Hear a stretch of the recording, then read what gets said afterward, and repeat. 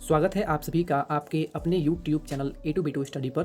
दोस्तों आज की क्लास में हम यूपी पॉलिटेक्निक इंटेंस एग्जामिनेशन 2022 के लिए ग्रुप ए के छात्रों के लिए फिजिक्स और केमिस्ट्री के प्रीवियस ईयर के क्वेश्चन पेपर से आए हुए मोस्ट इंपॉर्टेंट क्वेश्चंस को सॉल्व कराने वाले हैं।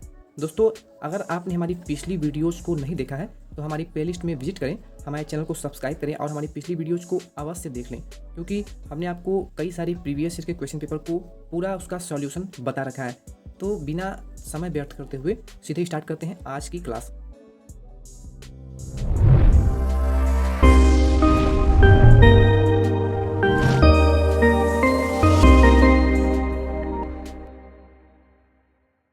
हमारा आज का पहला प्रश्न है, निम्न में से कौन सा प्रत्यावर्ती धारा जनित्र का भाग नहीं है। दोस्तों यहाँ पे पूछा हुआ है प्रत्यावर्ती धारा जनित्र का भाग नहीं है। प्रत्यावर्ती धारा यानी अल्टरनेटिंग करंट जिसे बोलते हैं, और जनित्र यानी जनरेटर का भाग नहीं है। तो आप कहेंगे कि सर आपने तो हाई स्कूल और इंटरमीडिएट दोनों ही कक्षाओं में अच्छे से पढ़ा हुआ है प्रत्यावर्ती धारा जनित्र के बारे में, क्योंकि पूरा एक चैप्टर ही है। हाई स्कूल में बात करें या फिर इंटर की बात करें तो पूरा एक चैप्टर ही है आपका प्रत्यावर्ती धारा या फिर दिष्ट धारा, दोनों ही। तो आप कहेंगे कि सर आर्मेचर तो होता ही है, जो आपका जनित्र होता है, जो जनरेटर होता है, इसमें जो घूमने वाला भाग होता है उसे हम आर्मेचर बोलते हैं, और आर्मेचर या फिर इसे कुंडली भी बोलते हैं।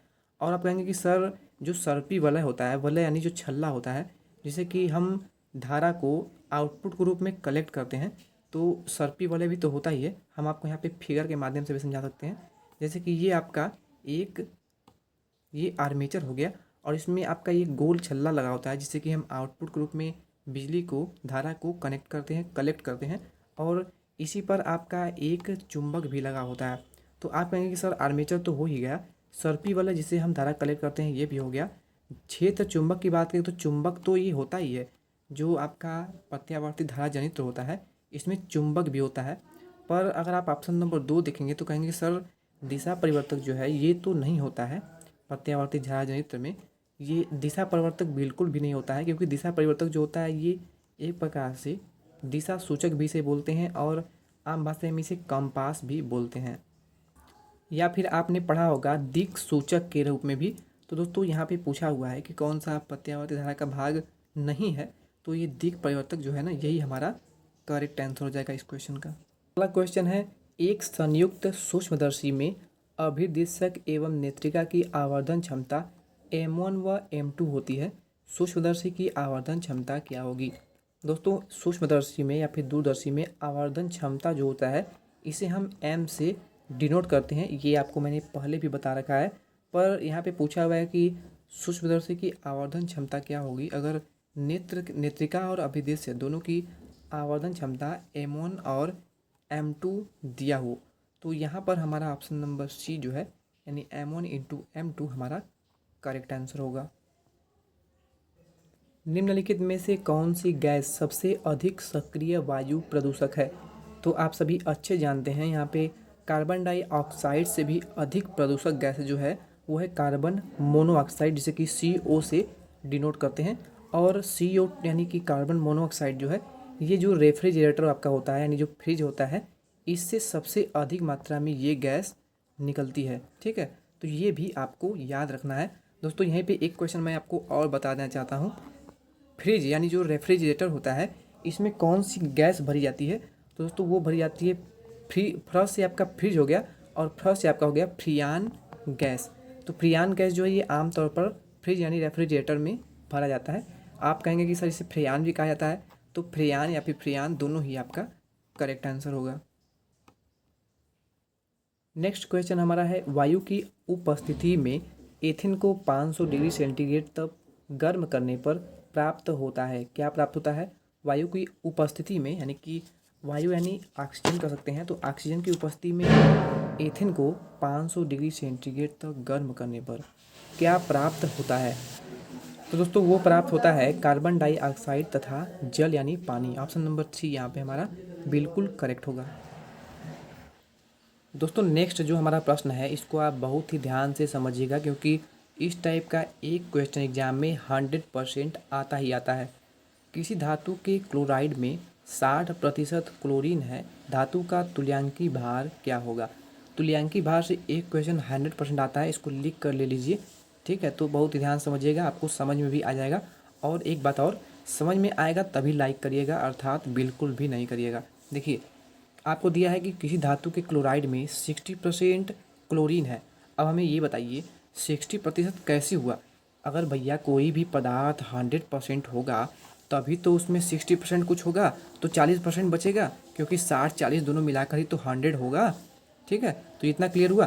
तो इसमें दिया हुआ है कि 60% उसमें क्लोरीन है। कोई भी धातु है उसमें 60% क्या है, क्लोरीन है। तो वो धातु 100% होगा तभी तो 7% में क्लोरीन है। तो धातु जो है वो आप बचा, कितना बचा, क्योंकि हमने 100 धातु में से 60 तो हमारी क्लोरीन ही है। तो हमारा धातु जो हुआ, जो हमारा धातु जो हुआ वो कितना हुआ, तो हमारा जो धातु हुआ वो हुआ 40। धातु हमारा जो हुआ वो हुआ 40%। और हमारे यहाँ पे क्लोरीन जो है Cl2, वो तो यहाँ पे 60% दिया हुआ है। तभी तो दोनों मिलकर हमारा जो होगा वो 100% होगा। इतना आपको क्लियर हो गया होगा। इसके बाद आपको ज्ञात करना है तुल्यांकी भार। तो दोस्तों एक चीज़ आप नोट कर लीजिए, तुल्यांकी भार के लिए आपको हर बार यही फार्मूला काम देगा। और वो फार्मूला ये है कि तुल्यांकी भार को हम ई से लिखते हैं, E=WOM, यानी कि वेट ऑफ यहाँ पे मेटल यानी धातु। तो जो भी आपको धातु दिया हुआ है उसका आपको वेट लिखना है, और नीचे आपको बाई में लिखना है Cl2 का वेट, जो भी आपका वेट इसमें दिया होगा प्रश्न में। तो यहाँ पर आप देखेंगे तो Cl2 का जो वेट है वो दिया हुआ है 60%, और 100 में से अगर 60 आप घटाएंगे तो जो 40 बचेगा वो 40 आपका होगा धातु का भार। तो ये तो मैंने आपको बता दिया। अब देखिए, जो क्लोरीन होता है इसका परमाणु भार अगर आपको याद होगा तो वो होता है आपका 35.5, कितना होता है, 35.5 होता है, ठीक है। तो आपको करना क्या है, E= weight of metal by Cl2 का भार इंटू Cl2 के भार से मल्टीप्लाई करना है उसका जो परमाणु भार होगा। तो चलिए इसको हम प्रश्न को सॉल्व करके देख लेते हैं। आपका E यानी तुल्यांकी भार = हो जाएगा वेट ऑफ मेटल। तो मेटल का वेट कितना होगा हमने अभी निकाला था, तो वो निकला था 40, क्योंकि हमने 100 में से 60 को घटाया था तो हमारा 40 ही बचेगा। नीचे हमने बताया कि आपको जो भी प्रश्न में दिया हुआ क्लोरीन का भार वो आपको लिखना है, और इंटू में आपको मल्टीप्लाई करना है क्लोरीन के परमाणु भार से। क्लोरीन का जो परमाणु भार होता है वो 35.5 होता है। तो जब इसे आप सॉल्व करेंगे आगे तो आपका, इसको आप सॉल्व करके देख लीजिएगा, आपका 100% गारंटी है कि आंसर आ जाएगा, और वो आएगा आपका 23.67। तो 23.67 होगा जो वो आपका तुल्यांकी भार होगा। इसका करेक्ट आंसर जो होगा वो होगा ऑप्शन नंबर 2। वह गैस जो लाल लिटमस को नीला कर देती है तथा जल में अत्यधिक घुलनशील है। तो दोस्तों वह गैस है NH3 यानी अमोनिया। अमोनिया एक ऐसी गैस है जो कि लाल लिटमस को नीला कर देती है तथा जल में अत्यधिक घुलनशील है। आप जब, मैं यहाँ पे बोल नहीं रहा हूँ, लिख दे रहा हूँ, जब आप करते हैं तो इसमें क्या होता है, आपका कम से कम 50% से ऊपर जो मात्रा होती है वो इसमें क्या होती है, NH3 की ही होती है। तो आई थिंक आप समझ गए होंगे कि ये जो अमोनिया होती है ये जल में अत्यधिक घुलनशील होती है। कैसी होती है, इसी से होती है, क्योंकि आप इसमें करते हैं तो क्या होता है कि इसमें अमोनिया होती है सबसे अधिक मात्रा में। तो अमोनिया जो है ये जल में घुलनशील है, क्योंकि जो आपका ये होता है ये आपका क्या होता है, ये जल ही होता है। तो अब आप समझ गए होंगे। चलते हैं नेक्स्ट क्वेश्चन पे।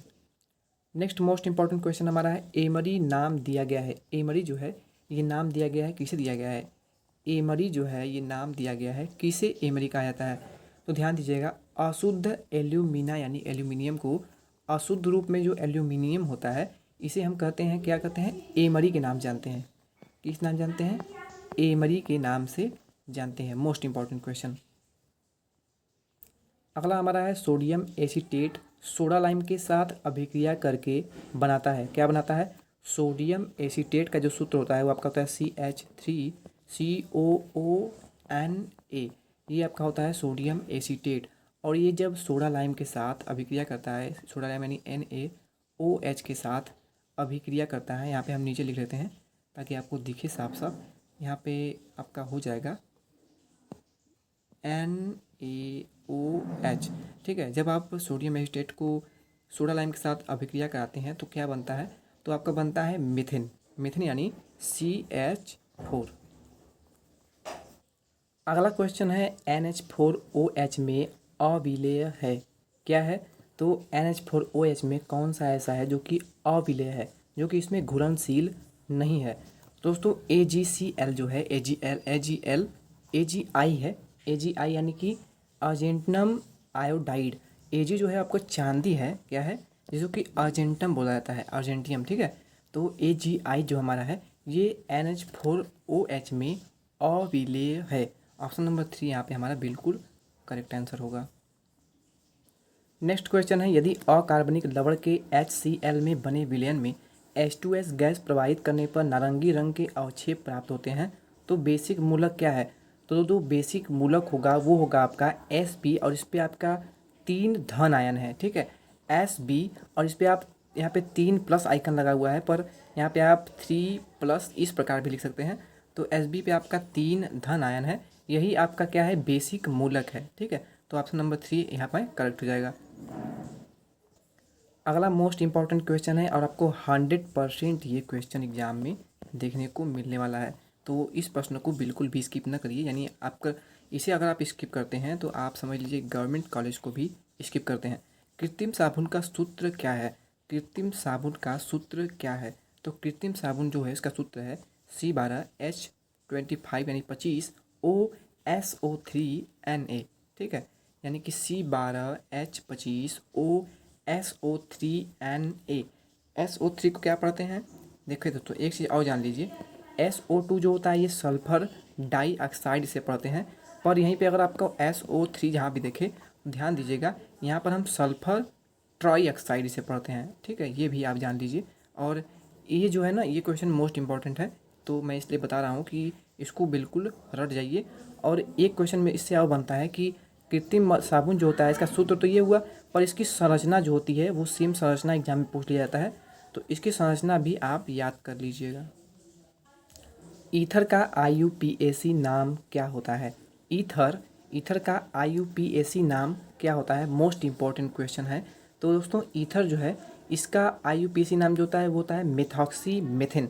ऑप्शन नंबर 4 यहाँ पे 2 जो है हमारा ऑप्शन नंबर यानी मेथॉक्सी मिथिन, ये हमारा इसका बिल्कुल करेक्ट आंसर होगा। दोस्तों अगर आपको IUPAC नाम निकालना नहीं आता है तो आप हमें कमेंट बॉक्स में बता दीजिएगा, हम आपको ये निकालना, इसके जो बेसिक प्रश्न आते हैं वो हम आपको बता देंगे, क्योंकि IUPAC जो है ये आपका बहुत ही बड़ा एक टॉपिक है, तो इसको पढ़ाना इतने कम समय में, इतना जल्दी में संभव नहीं है। तो इससे जो बेसिक क्वेश्चन बनते हैं, जो बेसिक प्रश्न आते हैं वो हम आपको बता देंगे। इसके लिए आप हमें कमेंट बॉक्स में कमेंट अवश्य करिएगा। IUPAC जो है इसका फुल फॉर्म भी आपको याद होना चाहिए। दोस्तों IUPAC, बहुत से छात्र ऐसे होते हैं जिन्हें कि IUPAC निकालना तो आता है, पर IUPAC का फुल फॉर्म ही उन्हें नहीं पता होता है। IUPAC का फुल फॉर्म ही उन्हें नहीं पता होता है। तो IUPAC का फुल फॉर्म क्या होता है ये आप हमें बताएंगे कमेंट बॉक्स में, ठीक है। तो चलते हैं अब अगले प्रश्न पे। डायजापाम को निम्न में से किस रूप में प्रयोग करते हैं? डायजापाम को निम्न में से किस रूप में प्रयोग करते हैं? तो डायजापाम को शामक के रूप में प्रयोग करते हैं। शामक यानी अग्निशमन के रूप में, यानी कि अगर आग लगी है कहीं तो उसको बुझाने के रूप में डायजापाम का यूज करते हैं, ठीक है। तो ऑप्शन नंबर 2 यहाँ पे हमारा बिल्कुल करेक्ट आंसर हो जाएगा। दोस्तों हम आपको प्रश्न के बीच बीच में प्रश्नों को और इससे रिलेटेड जो अदर प्रश्न बनते हैं उसको भी समझाते चलते हैं, इसलिए अगर आपको इससे कोई समस्या हो तो भी हमें कमेंट बॉक्स में बता दीजिएगा, जिससे हम आगे इसको सुधार करेंगे। हम आपको इससे रिलेटेड भी क्वेश्चन बताते रहते हैं बीच बीच में, ताकि आपके कोई भी प्रश्न छूटे ना। दोस्तों अगला मोस्ट इंपॉर्टेंट क्वेश्चन है और आपको कोई नहीं बताएगा, जो मैं आपको ट्रिक बताने वाला हूँ आप मात्र देख कर इसे सॉल्व कर पाएंगे। कैसे, देखिए स्टार्ट करते हैं। 9 ग्राम पानी तथा 11 ग्राम कार्बन डाइऑक्साइड में अणुओं की संख्या का अनुपात क्या होगा? अणुओं की संख्या कैसे ज्ञात करेंगे? तो चलिए ज्ञात करते हैं। आप कहेंगे सर अणु की संख्या कैसे ज्ञात करेंगे? तो हम कहेंगे कि 9 ग्राम आपकी पानी है, 9 ग्राम आपकी पानी है और 11 ग्राम आपका कार्बन डाइऑक्साइड है। तो सबसे पहले हम अगर पानी यानी जल का निकाल लें अणुओं की संख्या, तो कैसे निकालेंगे? अणुओं की संख्या ज्ञात करने के लिए H2O यानी जल को हम H2O ही उसका सूत्र होता है ना, तो H2O में निकालेंगे तो 9 ग्राम आपका जल है, और H2O का जब आप अणु सूत्र निकालेंगे तो H2O, H जो होता है वो 1 होता है और इसका परमाणु क्रमांक 1 होता है और यहाँ पे 2 हो जाएगा, प्लस ऑक्सीजन का जो परमाणु भार होता है कितना होता है 16 होता है, यानी 16 2 18 हो जाएगा। यानी अगर आप यहाँ पे 9/18 लिखते हैं तो जब आप 9 से 18 को डिवाइड करेंगे तो आपका आ जाएगा 1/2 आएगा ना। तो ये हो गया आपके H2O का अणु भार, ठीक है, अणुओं की संख्या। क्या हो गया, H2O के अणु की संख्या। यहाँ पे हम लिख लेते हैं कितना आया था 1/2। तो देखा आपने कितना आसानी से निकल गया। इसी प्रकार आपको कार्बन डाइऑक्साइड में अणुओं की संख्या निकालना है। तो चलिए निकालते हैं। यहाँ पे CO2 के अणुओं की संख्या बराबर, यहाँ पे दिया हुआ है कार्बन 11 ग्राम है, ठीक है। और CO2 का जो अणु सूत्र निकालेंगे क्या होता है, कार्बन जो होता है इसका अणु भार यानी इसका परमाणु भार जो होता है वो क्या होता है 12 होता है, प्लस में ऑक्सीजन का होता है 16, पर यहाँ पे 2 परमाणु हैं तो 16 दूना के 32 और 32 12 जोड़ेंगे तो आ जाएगा आपका 44। इतना क्लियर हुआ। अब यहाँ पे 11 हो ही गया है, नीचे आप 44 लिख दीजिए और जब 11 से 44 को काटेंगे तो आपका 1/4 आ जाएगा। यानी कि आपका एक जो है कार्बन डाइऑक्साइड का अणु की संख्या 1/4, और यहाँ पे हमने पानी का यानी जल का निकाला था वो आया था कितना 1/2। तो यहाँ पे पूछा क्या है, यहाँ पे 9 ग्राम पानी 11 ग्राम कार्बन डाइऑक्साइड में अणुओं की संख्या का अनुपात। पहले दिया हुआ है पानी, तो पानी का निकाला है हमने 1/2, और बाई में फिर इसमें पूछा हुआ है कार्बन डाइऑक्साइड, तो अनुपात पूछा है कार्बन डाइऑक्साइड का, तो हमने निकाला है 1/4, तो इसके बाई लिख देंगे 1/4। जब इसे आगे सॉल्व करेंगे तो 1/2 और 1/4 को जब यहाँ पे मल्टीप्लाई सिंबल लगाएंगे तो 4/1 हो जाएगा, और ये कट जाएगा इससे, कैसे 2 से 4 हो जाएगा 2, और बचेगा आपका 2/1। और 2/1 जो है इसको हम लिख सकते हैं 2/1। तो 2/1 का अनुपात है 9 ग्राम पानी तथा 11 ग्राम कार्बन डाइऑक्साइड के अणुओं की संख्या में। तो यहाँ पे ऑप्शन नंबर 4 हमारा बिल्कुल करेक्ट आंसर होगा। तो देखा आपने कितना आसान प्रश्न था, और इस टाइप का क्वेश्चन जो है इसको आप यहाँ पे हैशटैग बना लीजिए, 100% इस टाइप के क्वेश्चन आते हैं, और ये प्रीवियस ईयर का क्वेश्चन पेपर ही है तो ये प्रश्न आया हुआ है। अब आ गया आपका मज़ेदार सवाल, जो कि एक क्वेश्चन ऑक्सीकरण संख्या यानी ऑक्सीडेशन नंबर से 100% आता है। आप कहेंगे सर हर क्वेश्चन को 100% बोल रहे हैं। जी नहीं, 100% बोल नहीं रहे हैं, 100% आता ही आता है। ये जो मैं बता रहा हूँ 100% ना, मैं ऐसा ही नहीं बोल रहा हूँ, ये 100% आता है, और ये प्रीवियस ईयर का क्वेश्चन पेपर ही है ना, तो कैसे कहें कि आता नहीं है। ठीक है, यहाँ पे इसका ऑक्सीडेशन नंबर निकालेंगे। यहाँ पे मैं आपको बता दूँ, अगर आपको ऑक्सीडेशन नंबर यानी ऑक्सीकरण संख्या ज्ञात करना नहीं आता है तो आप हमें कमेंट बॉक्स में बताइएगा, हम आपको इसके लिए एक स्पेशल वीडियो बना देंगे। आपको ऑक्सीडेशन नंबर कैसे निकालना है ये आपको हम उसमें समझा देंगे। यहाँ पर हम प्रश्न को सॉल्व करने वाले हैं। तो यहाँ पे आपका K4FeCN6 है, इसमें Fe यानी आयरन की ऑक्सीकरण संख्या यानी ऑक्सीडेशन नंबर ज्ञात करना है। आवर्त सारणी अगर आपने देखी होगी तो आवर्त सारणी में जो फर्स्ट एक एलिमेंट होते हैं कुछ इस प्रकार होते हैं HLINAKRBCSFR, यानी कि अगर आप इसे क्रम से देखेंगे तो हीलियम, लिथियम, सोडियम, पोटेशियम और रुबिडियम ये सब होते हैं। तो दोस्तों ध्यान दीजिएगा, जो फर्स्ट एक जितने भी एलिमेंट होते हैं इसकी ऑक्सीडेशन नंबर यानी ऑक्सीकरण संख्या जो होती है वो +1 होती है, हमेशा होती है। तो यहाँ पे के यानी पोटेशियम है, तो पोटेशियम की ऑक्सीकरण संख्या 1 होगी, 1 × 4 परमाणु है तो ×4 हो जाएगा। प्लस में हमको Fe यानी आयरन का ज्ञात ही करना है, फेरियम का ज्ञात ही करना है, और यहाँ पे कोष्टक में Cn, तो ध्यान दीजिएगा जो CN साइनाइड है इसकी ऑक्सीडेशन नंबर जो होती है वो -1 होती है। यहाँ पे -1 × 6 परमाणु है तो यहाँ पे ×6 हो जाएगा।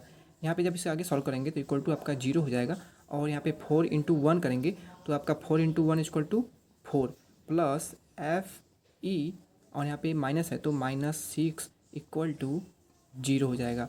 और इसके बाद अगर आप आगे इसे सॉल्व करेंगे तो यहाँ पे 4 + Fe -6 = 0, और Fe = आपका हो जाएगा यहाँ पे 2।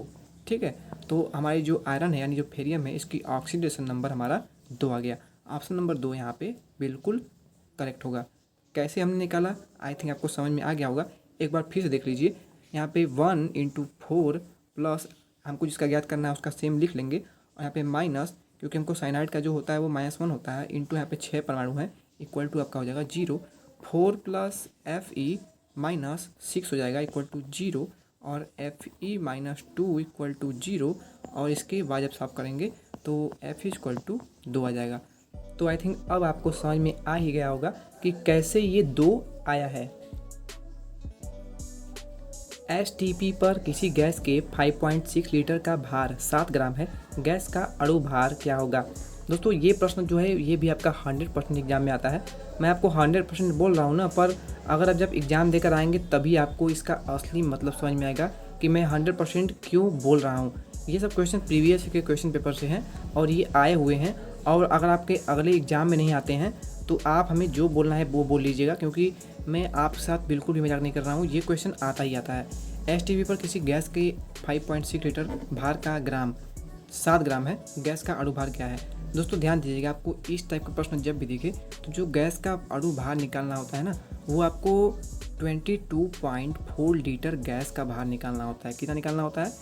22.4 लीटर गैस का भार हमेशा निकालना होता है। इस प्रश्न को बिल्कुल घोल कर पी जाइए, इस प्रश्न को बिल्कुल घोल कर पी जाइए।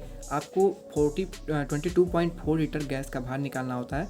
तो जब आप निकालेंगे 22.4 लीटर गैस का अणु भार तो आपका हो जाएगा 7 ग्राम का निकालना है। तो 7 ग्राम के लिए 7 इंटू 22.4 लीटर के लिए निकालना है, और बाई में आपका हो जाएगा जो लीटर टोटल है वो 5.6 है। तो इतना करके आपको इसको सॉल्व करना है। हमने क्या क्या किया, हमने जो 7 ग्राम आपका 5.6 लीटर का भार जो है 7 ग्राम है, तो हमने 7 ग्राम लिखा, इंटू हमको निकालना है गैस का अणु भार, वो भी 22.4 लीटर पे। तो हमने 22.4 लीटर पे, आप जानते हैं कि किसी भी संख्या में अगर हम, जैसे कि कोई सामान 2 रुपये का बिकता है और अगर 10 सामान का मूल्य निकालना हुआ है तो हम 2 से मल्टीप्लाई करते हैं। तो सेम हमने यहाँ पर भी यही किया है। तो जब इसे आप 22.4 से मल्टीप्लाई करेंगे और डिवाइड करेंगे 5.6 लीटर से, तो यहाँ पे जब इसे आप सॉल्व करेंगे, इसको आप सॉल्व कर लीजिएगा, ठीक है, समय कम है थोड़ा, इसको आप जब सॉल्व कर लीजिएगा आपका 28 जो है वो एक्यूरेट आ जाएगा। ऑप्शन नंबर सी हमारा 100% करेक्ट आंसर हो जाएगा। और इस क्वेश्चन को 1 से 2 बार रिवाइज अवश्य कर लीजिएगा, अन्यथा आप खुद पछतावा होगा आपको। निम्न में से कीटाणुनाशक गैस है, कौन सा कीटाणुनाशक गैस है? तो इसमें से जो क्लोरीन है ना, ऑप्शन नंबर 3, ये एक प्रकार से कीटाणुनाशक गैस है। ऑप्शन नंबर सी हमारा करेक्ट हो जाएगा। H2S गैस कार्य करती है, H2S यानी हाइड्रोजन सल्फाइड गैस कार्य करती है। तो ये एक प्रबल अपचायक के रूप में कार्य करती है। हमने आपको थ्योरी पढ़ाते समय काफ़ी बार इसको बताया हुआ है। तो ऑप्शन नंबर ए यहाँ पे हमारा बिल्कुल करेक्ट हो जाएगा। सामान्य रूप से उपयोग में आने वाले शुष्क सेल में ध्रुवण रोकने के लिए प्रयोग करते हैं, किसका प्रयोग करते हैं? तो वो करते हैं हम MnO2 यानी मैग्नीज ऑक्साइड। ऑप्शन नंबर 2 यहाँ पे बिल्कुल हमारा करेक्ट आंसर हो जाएगा। नेक्स्ट क्वेश्चन है, मैग्नीशियम नाइट्राइड की जल से अभिक्रिया होने पर बनता है, क्या बनता है? मैग्नीशियम नाइट्राइड की जल के साथ अभिक्रिया करने पर बनता है, क्या बनता है? अमोनिया बनता है। ऑप्शन नंबर 3, ऑप्शन नंबर 2 यानी NH3 यानी अमोनिया बनता है। ऑप्शन नंबर 2 यहाँ पे बिल्कुल करेक्ट आंसर होगा। अगला हमारा क्वेश्चन है, आवर्त सारणी के समूह IVA का एक तत्व कार्बन है, इसका इलेक्ट्रॉनिक विन्यास 2,4 है, इस तत्व को स्थायी विन्यास करना होगा। तो दोस्तों आप जानते होंगे कि जो कार्बन होता है ये 4 इलेक्ट्रॉन का क्या करता है, साझा कर लेता है और एक सहसंयोजक बंध बनाता है। तो यहाँ पे अगर आप देखेंगे तो ऑप्शन नंबर पहले में ही दिख रहा है कि 4 इलेक्ट्रॉन का साझा करके, तो ऑप्शन नंबर ए यहाँ पे हमारा बिल्कुल करेक्ट आंसर होगा। यानी 4 इलेक्ट्रॉन साझा करके क्या करता है, इस तत्व को स्थायी विन्यास कर देता है, यानी स्थायित्व प्रदान करता है। तो ऑप्शन नंबर ए यहाँ पे बिल्कुल हमारा करेक्ट आंसर हो जाएगा। दोस्तों आखिरी प्रश्न है हमारी आज वीडियो का, और ये प्रश्न भी काफ़ी इंपॉर्टेंट है। आपने ऑक्सीडेशन नंबर निकालना तो ज्ञात कर दिया है, पर यहाँ पे अपचायक अंक याद करना है। तो ये भी क्वेश्चन पूछ लेता है एग्जाम में कई बार। तो देखिए, पोटेशियम डाइक्रोमेट का सूत्र क्या होता है? तो पोटेशियम डाइक्रोमेट का सूत्र होता है K2Cr2O7। बहुत से बच्चों को ये पता होगा। तो K2Cr2O7 सेम ऑक्सीडेशन नंबर की तरह ही इसको हम ज्ञात करेंगे। यहाँ पे आपको क्रोमियम का निकालना है, यानी यहाँ पे बीच में क्रोमियम है, तो हमको इसी का ज्ञात करना है। तो पोटेशियम का हमने अभी आपको बताया था कि एक होता है ऑक्सीडेशन नंबर 1 × 2 प्लस यहाँ पे 2 × Cr को हमको ज्ञात ही करना है। प्लस में आपका हो जाएगा 7। और ऑक्सीजन जो है दोस्तों, एक चीज़ यहाँ पे आपको और ध्यान देना है, किसी भी यौगिक में या फिर लवण में, यहाँ पे K2Cr2O7 यानी पोटेशियम डाइक्रोमेट है, तो किसी भी लवण में या फिर यौगिक में जो ऑक्सीजन होता है ना, इसकी ऑक्सीकरण संख्या जो होती है वो -2 होती है। क्या होती है? -2 होती है। इसमें बहुत सारे छात्र कन्फ्यूज भी होंगे। अब कहेंगे कि सर -2 नहीं होती है, केवल 2 होती है और वो भी प्लस में होती है। तो आपको हम क्लियर कर दें कि ऑक्सीजन जो होती है इसकी ऑक्सीकरण संख्या -2 होती है, तब होती है जबकि किसी लवण या फिर यौगिक में इस प्रकार उपस्थित हो। पर दोस्तों पोटेशियम अगर मुक्त अवस्था में हो, सॉरी पोटेशियम नहीं, ऑक्सीजन, अगर ऑक्सीजन यानी O2 मुक्त अवस्था में ऐसे लिखा हुआ है तो यहाँ पर ऑक्सीजन की जो ऑक्सीकरण संख्या यानी ऑक्सीडेशन नंबर होगा वो +2 होगा। तो अब आपको क्लियर हो गया होगा। अब यहाँ पे हम इसको आगे सॉल्व कर लेते हैं। यहाँ पे 7 हो गया क्योंकि ऑक्सीजन है, और यहाँ पे हम लिखेंगे -2। इसको अब आगे सॉल्व करिए तो देखिए यहाँ पे 2 × 1 2 + 2Cr, हमको Cr का ज्ञात ही करना है, और यहाँ पे आपका माइनस हो जाएगा क्योंकि 7 और -2 का मल्टीप्लाई करेंगे यहाँ पे -14 हो जाएगा। क्या हो जाएगा? -14 हो जाएगा। जब इसे आप आगे सॉल्व करेंगे तो ये यहाँ पे हो जाएगा आपका 2Cr = -14 है, और जब -14 को जब यहाँ पे बराबर होगा, जब -14 को उधर भेजेंगे आपका +14 हो जाएगा, और जब 2 को उधर भेजेंगे तो ये 14 में से घट जाएगा यानी आपका 12 आ जाएगा। 2Cr = 12, 2Cr = 12, तो 2Cr = 12 आ गया है। Cr = 12/2 यानी कि 6। तो हमारा जो Cr है यानी जो क्रोमियम है, इसका ऑक्सीडेशन नंबर हमारा आ गया है, कितना आ गया है? 6। तो यहाँ पे ऑप्शन नंबर 2 हमारा बिल्कुल करेक्ट हो जाएगा। आई थिंक आपको ये क्वेश्चन भी क्लियर हो गया होगा। अगर कोई भी समस्या है तो वीडियो को 1 से 2 बार आप अवश्य देख लीजिएगा, क्योंकि इस पूरे क्लास से आपके कम से कम 20 से 25 नंबर के प्रश्न 100% आएंगे, और इसकी पूरी मैं गारंटी लेता हूँ। तो दोस्तों आज की क्लास आपको कैसी लगी हमें कमेंट बॉक्स में अवश्य बताएं। आपको प्रश्न कैसे लगे, अगर आपको प्रश्न समझ में आए हों तो प्लीज़ हमें कमेंट बॉक्स में कमेंट करके बताएं ज़रूर। और वीडियो को अच्छी लगी हो तो वीडियो को लाइक अवश्य कर दें, और अपने दोस्तों के साथ शेयर करना भी बिल्कुल भी ना भूलें। चैनल पर पहली बार विजिट कर रहे हैं तो चैनल को सब्सक्राइब अवश्य कर लें, जिससे आपको हमारी आने वाली हर वीडियोज़ का नोटिफिकेशन सबसे पहले मिल जाया करेगा। हमारी ग्रुप ए के छात्रों के लिए ऑलरेडी बहुत सारी प्रीवियस ईयर के क्वेश्चन पेपर का फुल सॉल्यूशन वीडियोज़ अवेलेबल है। अगर आपने उन वीडियोज़ को नहीं देखा है तो प्लीज़ उन वीडियोज़ को अवश्य देख लीजिए, काफ़ी हेल्पफुल होगी आपके लिए गवर्नमेंट कॉलेज क्रैक करने के लिए। Thank you.